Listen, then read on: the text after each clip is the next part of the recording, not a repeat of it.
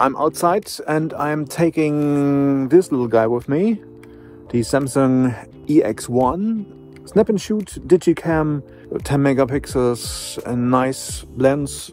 And this one, the iPhone 14 Pro.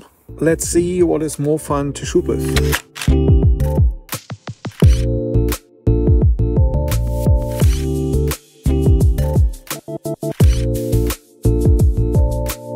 The interesting thought is to have one small little camera with you to take some candid little random photos here and there just for fun. So I was walking around and I took photos with the iPhone and with this little guy and with the Lumix LX3 as well, because I wanted to test it out. And here are some shots. So yes, of course, with the iPhone you have more resolution, dynamic range. I mean, if you shoot into bright light, backlit situations or dark areas with a little bit of light coming through, you will lose those highlights with those digicams. The sensor is just too small and doesn't have the dynamic range. They are from 2010, 2008, something like that. They are 10 megapixels.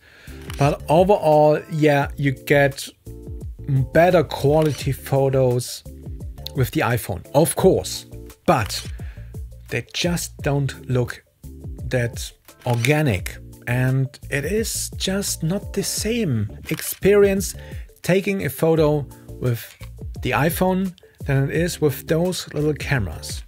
Now you have to keep in mind, if you have like strange situations like sun is coming behind an object, it really looks bad on the screen, but in my surprise with the RAW files, I got it back to being acceptable. It's not as amazing as with the iPhone, of course, but then again, the iPhone looks digital and those little CCD sensors really have something amazing. I'm not quite sure about the JPEGs out of those cameras. I mean, with the Lumix, the dynamic black and white looks quite good, straight out of camera, so that works quite nice, but the color simulation styles, not quite sure. But I'm really surprised about the RAW files out of this little Samsung EX1. And overall, I really like this little camera, especially with the flip out screen.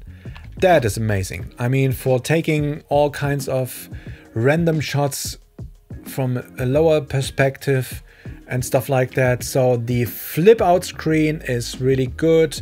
It's also quite bright, so you can really see what you're shooting. The dials and switches are nice. It's nicer to shoot with that, to use it, to set your settings. You can use it just like a normal camera with shutter speed and f-stop. Controlling that is really easy. The screen is nice, like I said. Autofocus is quite good. Lens is nice. I really wanted to see if it's more fun to use this one against an iPhone. And yeah, it makes a difference.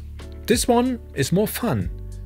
The only downside of this camera is really the battery life and the grip here. That is a rubber material that is, yeah, it's a bit sticky. So that's a rubber material. I think Canon had that as well with a few of their cameras. It's a little bit odd, and if you try to clean it, it gets worse. So keep in mind, if it's a little bit sticky, just don't touch it. I tried to clean it a bit and now it's a little bit more sticky. That is a little bit odd.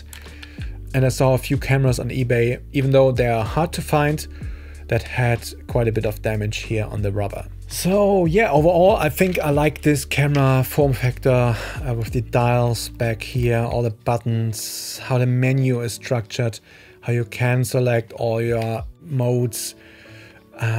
It just works better and is more fun to use.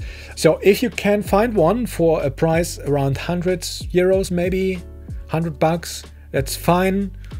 I think this is a nice sleeper camera and it's quite a bit of fun using it. Even more fun than using an iPhone. Anyways, that's all about this camera and the iPhone. If you have any recommendations what Digicam I should use or try as well, maybe even that is as good as this one, let me know in the comments. If you have any questions about this camera, if I should make a video specific about this camera or the Lumix, about the menu and what doesn't work for me, let me know in the comments as well.